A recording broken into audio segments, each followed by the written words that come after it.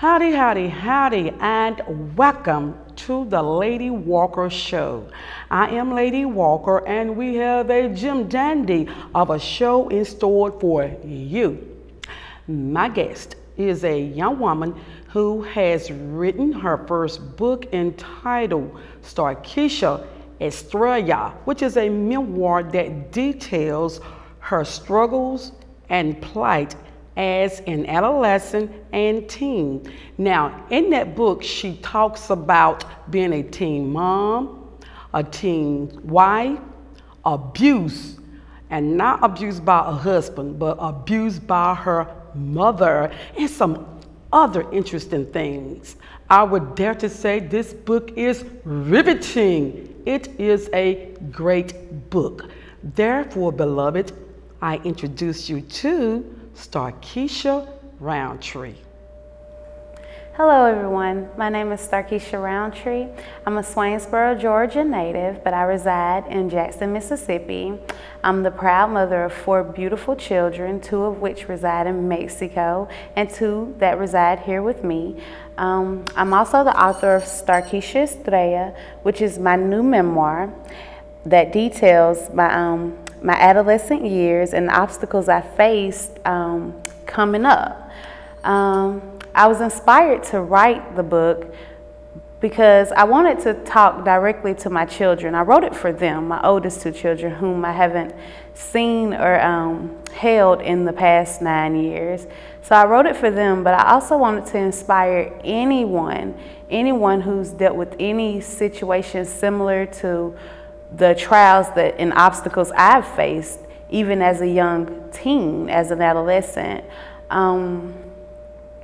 It took me a while to actually write the book and to get it ready for the public because when I wrote it, I was still very angry. So it was hard to put my emotions in there to tell how I felt.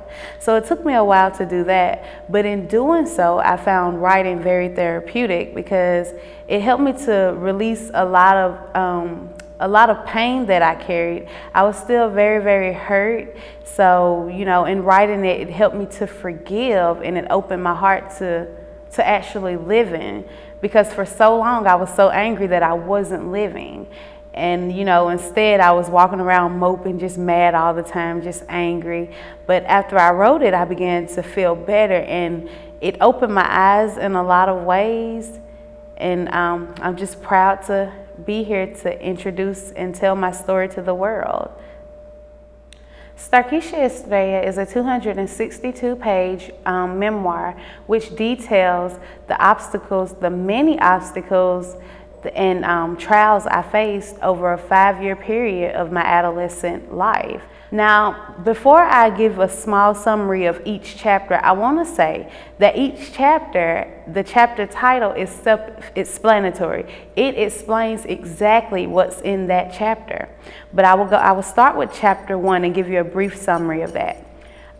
Texas Bound talks about, you know, when I first moved to Texas, because I'm from a small city in Georgia.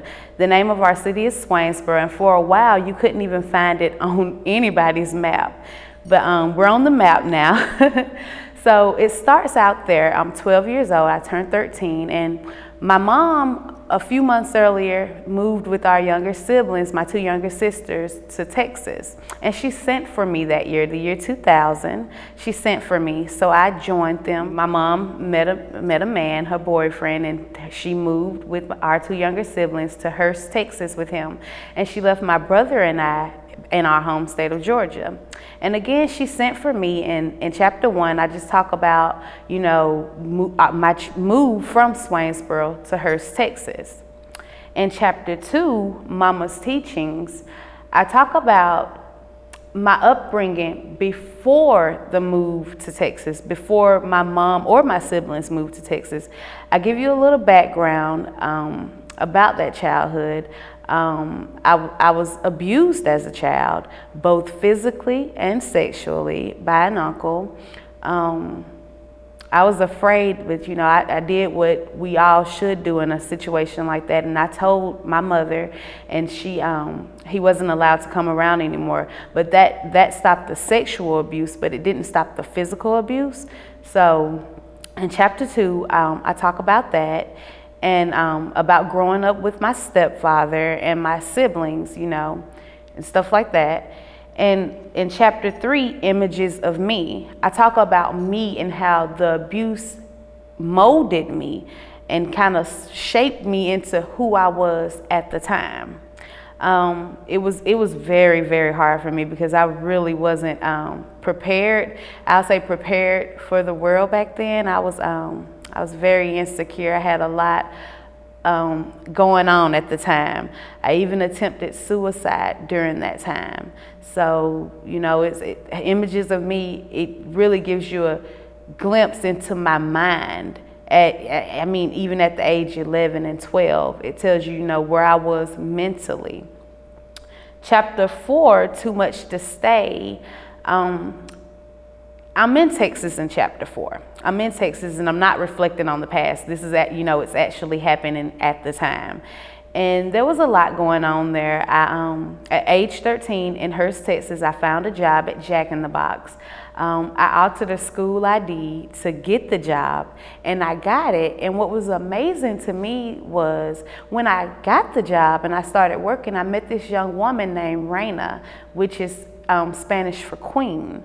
And Reina and I were the same age. So I was thinking, you know, how amazingly smart it was of me to get this job and how clever I was to, you know, alter the ID to get it.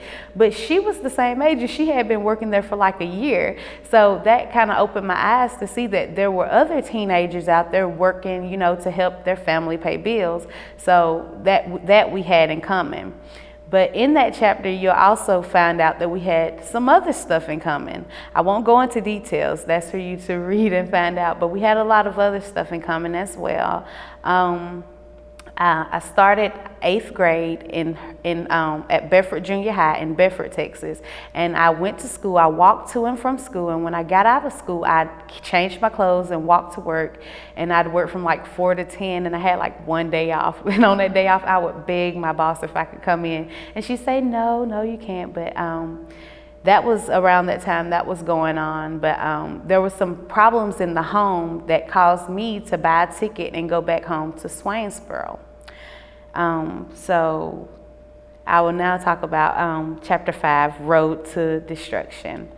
In Road to Destruction, after I went back home to Swainsboro, my mother sent for me again. And by then I had turned 14. So I came back to Texas to stay with her. And this time it was just me and her.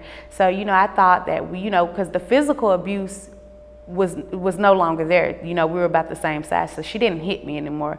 But it was more so mental and verbal abuse, psychological abuse. And I thought that, you know, going back and it's just me and her, that our relationship would get better. But oh my goodness, how wrong I was. So much happened in chapter 5 that, wow. I ended up homeless in that chapter. I met the man that would later become my husband in that chapter.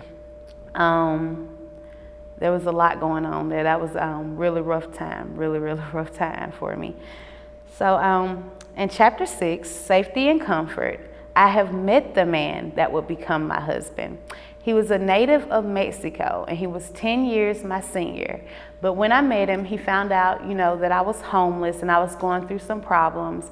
And he tried to help me the best he could. But, you know, as a 14-year-old who was, you know, sexually abused, I was a little skeptical of, you know, his reasons for helping me. So I was a little nervous about it. I really didn't trust it. But my mom assured me that, you know, he was coming around, he was bringing me food and, you know, trying to help me to, you know, figure out where to go from there, because he didn't understand how this child was just out here, you know, wandering around this state alone.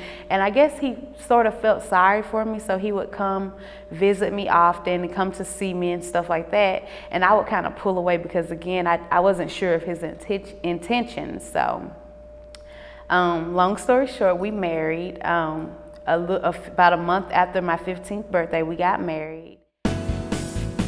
For inquiries about Starkishia or Estrella, log on to either Amazon.com, MeredithEtc.com, BarnesandNoble.com, Lulu.com, or CreateSpace.com.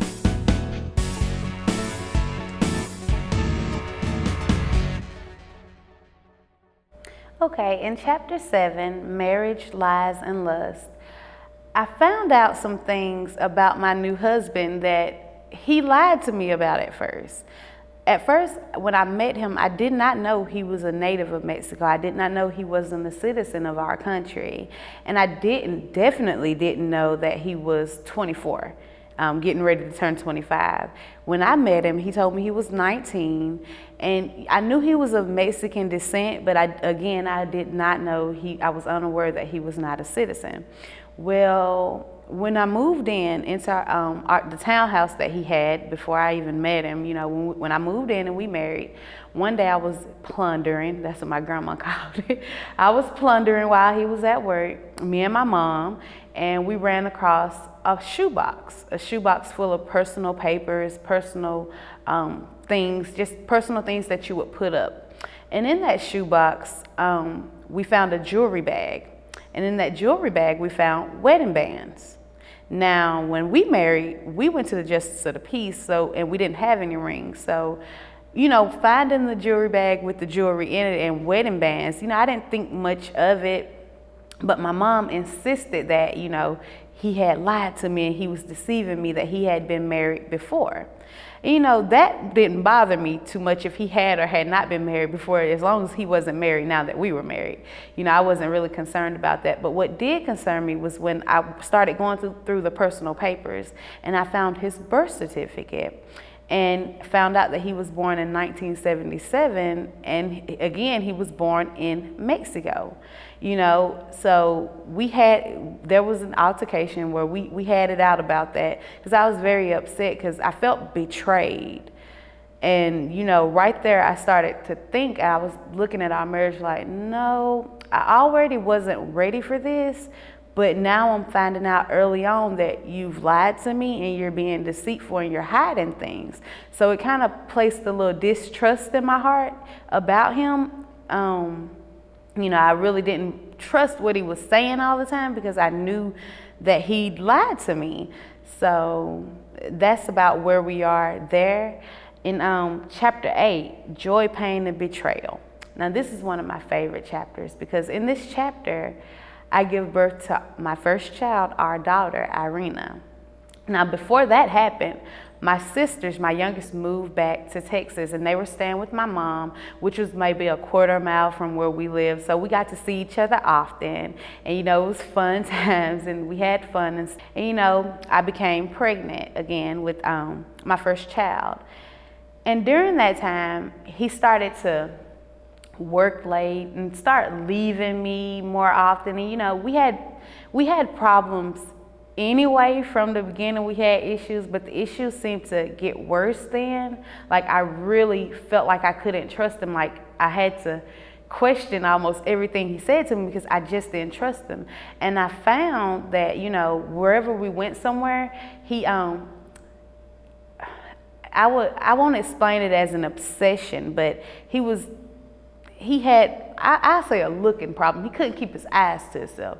Now, being abused gives you this sort of insecurity. So I was already young, pregnant, insecure. So it kind of bothered me. You know, whenever we went somewhere, he was always head turned like completely the other way, checking out young white chicks. I mean, everywhere we went, and you know, it started to bother me. So, you know, I confront him about it. And so we didn't go many places together because he always did it and there'd always be an argument. And at first he tried to get physical, but I fought him back. You know, coming from an abusive home, I was in the mind frame of, you know, I've been hit against my will numerous times for no reason, and you're not gonna hit me. So, you know, I'd fight him back. He betrayed me. I had our daughter in June, and I went back to work a few months later, and my youngest sisters would come over and watch her for me while we both worked. And one morning I was at work and I called home just to check on my baby, just to check on her. And my sister told me that she had something important she needed to tell me. And you know, once she said it, my heart dropped. I thought I knew what it was, but whatever it was, she wasn't, you know, quick to tell me. She was kind of beating around the bush, but I had an inkling of what it was. And so I asked my younger sister, who didn't care who feelings she hurt, if, you know, she knew something was wrong, or she knew something to be true, or she had some information that you needed to know. She didn't care whose feelings were at stake. She was going to give that information. And I thank her for giving me that information. After talking to her, I found out that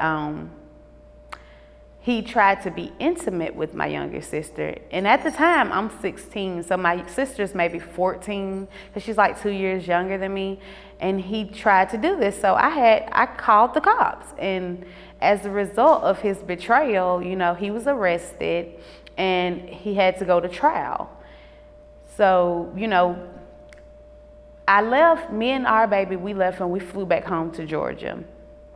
But down there, you know, I realized we were staying with my grandmother. She was elderly, and, you know, financially, she wasn't able to accommodate for us. And I didn't want to put that on her, considering, you know, I'm married and I have a child, you know. So we tried to work things out. You know, I went back home after a few months. I went back home and we tried to work it out, but we couldn't. We couldn't, because the court dates and the meeting with the lawyers, it was just too much for me to take, because even trying to forget about it and trying to put it aside and continue to live life, and, you know, because I'm married to this man, I can't just up and leave like I did. And, you know, my grandmother made me realize that you can't just run away from your problems. You know, y'all have to work that stuff out. Y'all have a child. So I tried to do that, but it was a lot to take. So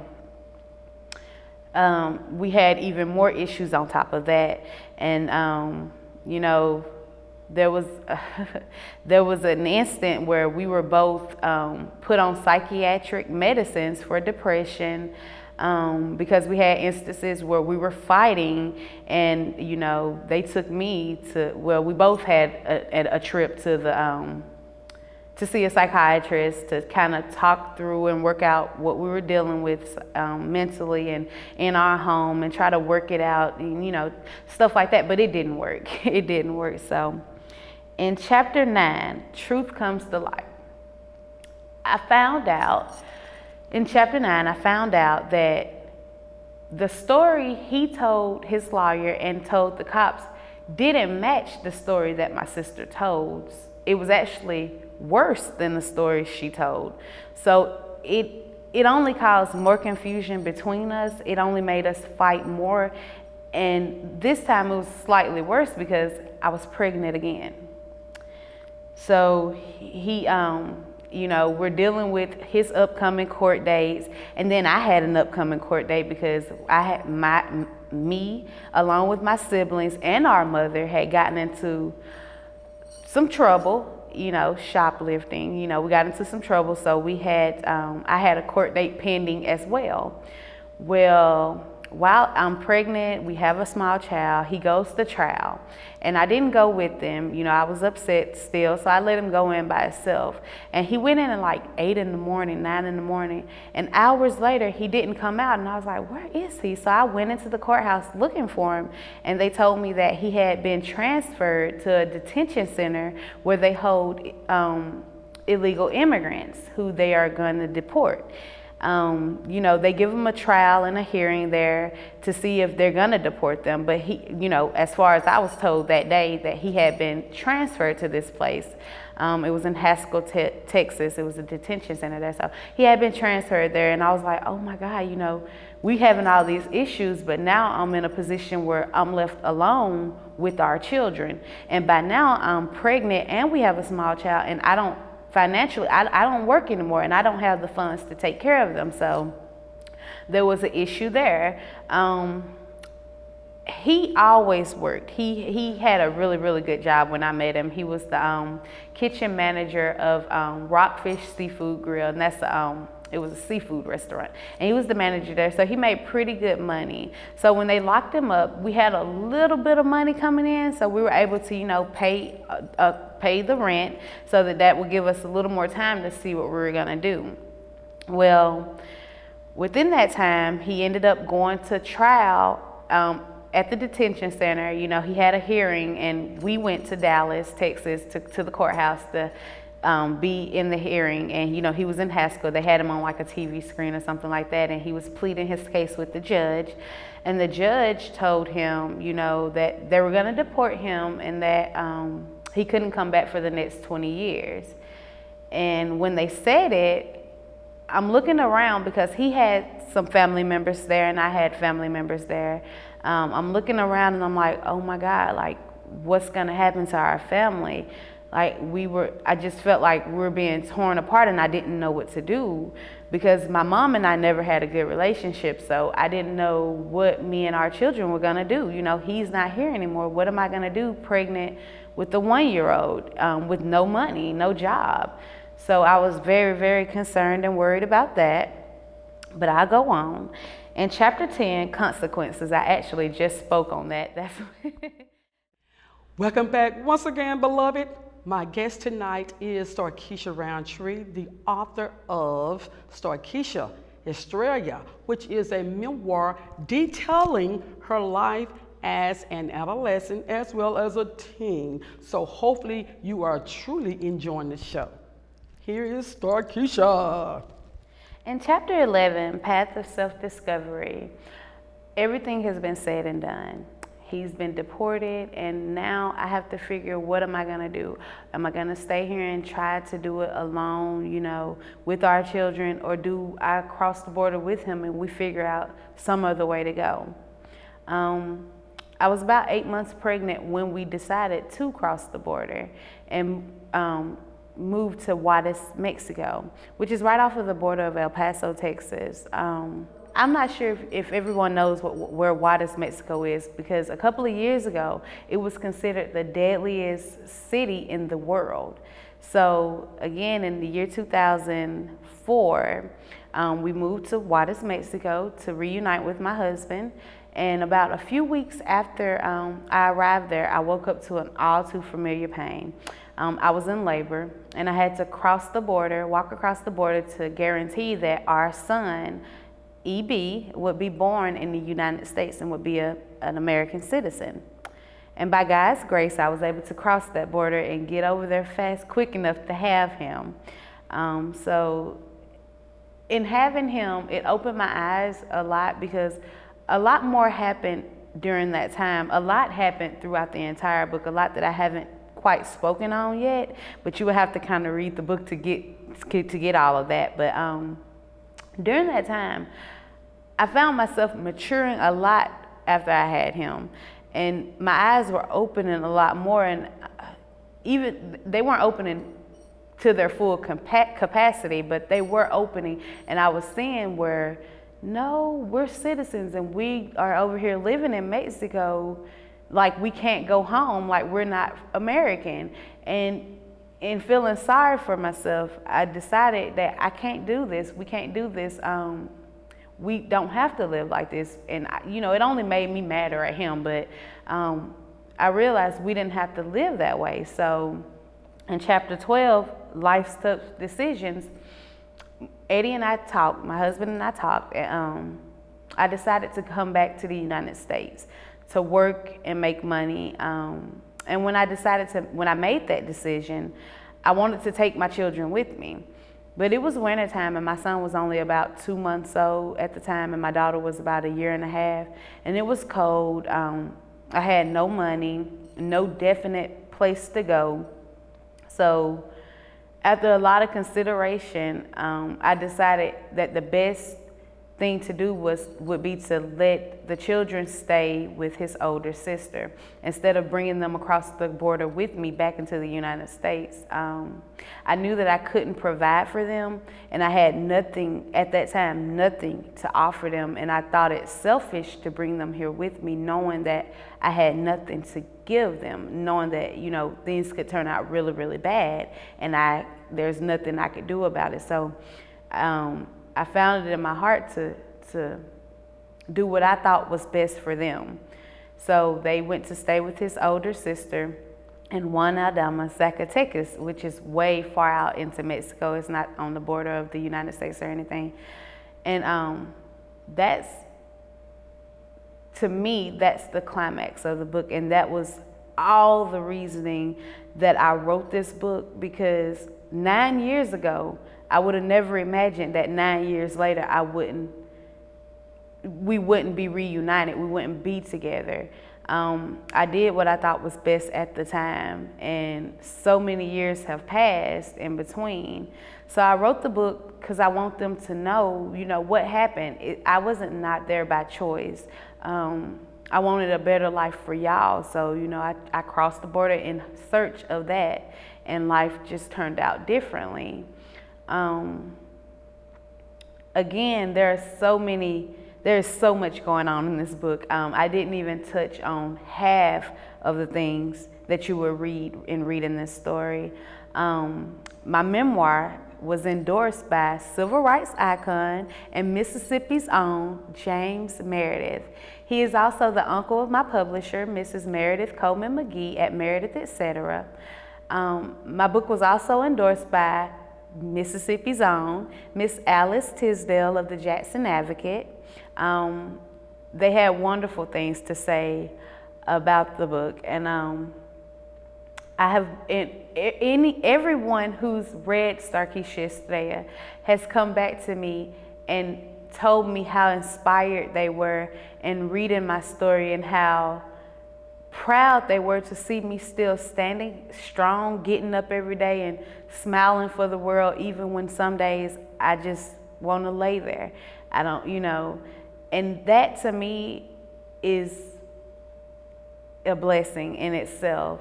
I can't believe that over a 5-year period, so much could happen that could change my life so much. It's amazing. Like, when I read it, the last round of editing, it was actually funny. The last round of editing, I was reading the book and I was like in the dark reading it, and I found myself crying, and I mean crying hysterically, because I'm so different. That's like, I cried for Starkishia. I cried for her because it's just, life is so different now. It's amazing to me, and it's just a testimony as to how God, it's my testimony as to how God can and will change your life. I'm trying to take Starkishia Estrella into every high school in the country, every university in the country, because a psychologist wrote the foreword, Dr. Victoria Barlow. She used to teach at Tougaloo, and she said that it will be a great case study for students studying psychology, sociology, African American studies, English, political science, due to, you know, the deportation issues. And hopefully Starkishia Estrella can make it all across the United States, across the world. That's my dream for this memoir, because it is that special, and we all have stories to tell. We all do. And a lot of stories may be similar to mine, or they may be different, but what you do with your story is important. I decided to tell mine because I know that people can and will relate to it, and I know that it can change and help a lot of people who have gone through similar situations, who are going through similar situations. I want the young women of tomorrow to know that no matter what life throws at you today, there's always another day. And you just don't know how God will change your life. You just have to trust Him. And in writing it, He blessed me with something that I thought I would never find, and that's forgiveness. I was able to open my heart and forgive, truly forgive. And I thank God for that. Now that all that's left is to reunite with my babies and get this book out there. Lady Walker Show. Thanks to Tria Beloved for tuning in. That is all she wrote there. And you know it has been real. And I will see you next time on The Lady Walker Show. Ta-ta.